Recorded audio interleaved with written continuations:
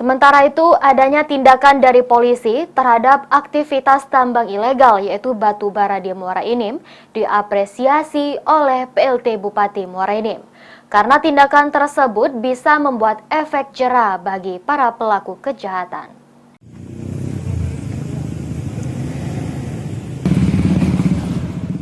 Banyaknya dampak lingkungan akibat maraknya tambang batu bara tanpa izin yang dikelola oleh oknum di wilayah Kabupaten Muara Enim mengharuskan pemerintah dan pihak penegak hukum bertindak tegas.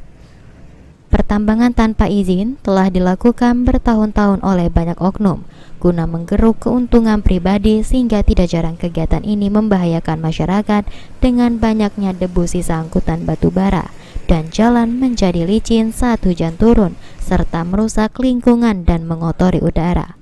Selanjutnya, Pemkab Muara Enim mendukung penuh polisi untuk menertibkan kegiatan peti karena kegiatan ini tidak memiliki regulasi atau aturan yang baik dalam pertambangan sehingga banyaknya kerugian yang dirasakan masyarakat.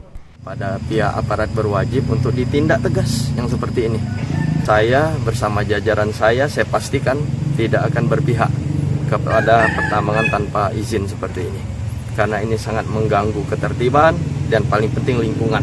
Oleh karena itu, kami mendukung penuh langkah-langkah konkret untuk menertibkan ini. Sekarang sedang berlangsung kan, kita apresiasi Polres terus melakukan penertiban dan lain sebagainya. Dan tugas kami pemerintah daerah berusaha untuk berdiplomasi dengan kementerian terkait. Dengan seringnya dilakukan penertiban oleh pihak penegak hukum akan mengurangi aktivitas tambang batu bara oleh pengelola peti.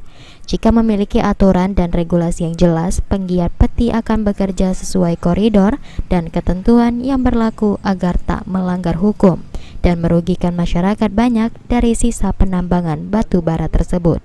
Mardiansyah, PAL TV.